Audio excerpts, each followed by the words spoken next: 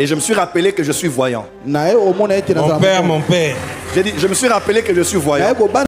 L'une des raisons pour lesquelles je souhaite réfuter la voyance prêchée par le prophète JFT est que sa doctrine n'est pas biblique. Beaucoup s'appuient sur 1 Samuel 9:9.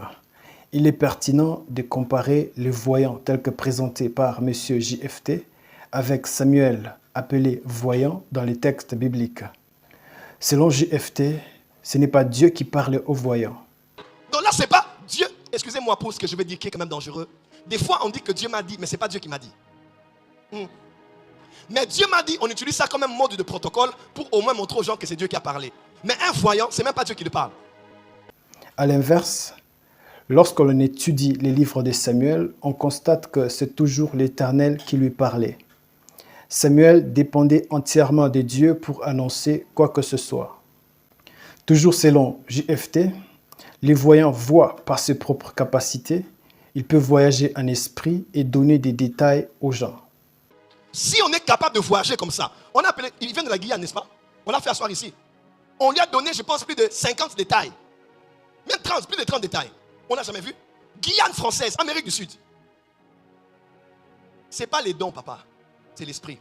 Voilà pourquoi, pour qu'on explique bien à quelqu'un la voyance, là, il faut qu'on explique d'abord ça. Samuel, en revanche, ne s'appuyait jamais sur son esprit humain. Dieu s'est manifesté à lui dès l'enfance. Il est écrit que l'Éternel continuait de se révéler à Samuel à Silo. D'après JFT, ce n'est pas seulement Dieu qui révèle. L'esprit du voyant peut avancer et révéler des choses. Parce que si quelqu'un dit, oh non, c'est seulement Dieu qui révèle. Là, vous n'avez pas rien compris. Dans la voyance, maintenant, c'est l'esprit humain du prophète aussi qui avance. Maintenant, dans la voyance, votre esprit maintenant, dans la volonté, dans la conscience de votre esprit, vous vous dites, non, je vais aller voir ce qu'il y a dedans. Bien quand quelqu'un dit, prophète, avance. Prophète, détaille. Alors, même quelqu'un vous dit, alors si c'est Dieu qui te parle, détaille comment est la maison. Là, ce n'est pas forcément le Saint-Esprit. Là, c'est ton esprit maintenant qui va, qui avance. Samuel, cependant, consultait toujours l'Éternel, même quand il s'agissait de voir ou de savoir où était caché Saül lors de l'élection du roi.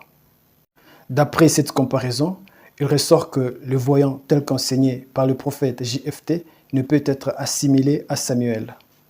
Dans cette perspective, il paraît discutable de fonder cette doctrine sur 1 Samuel 9:9, puisqu'il ne s'agit pas du même ministère. Il convient aussi de rappeler que l'appellation « voyant » appliquée à Samuel relève d'un usage populaire influencé par des pratiques des nations voisines. En réalité, Samuel doit être compris comme un prophète. Le fait que Pierre et Paul mentionnent Samuel dans le Nouveau Testament, dans les Actes des Apôtres comme prophète, suggère que, dans l'Église primitive, l'appellation « voyant » n'avait pas de reconnaissance doctrinale. Tout vocabulaire non inspiré est secondaire et est dangereux s'il devient normatif. Dieu a établi dans l'Église des prophètes et non des voyants.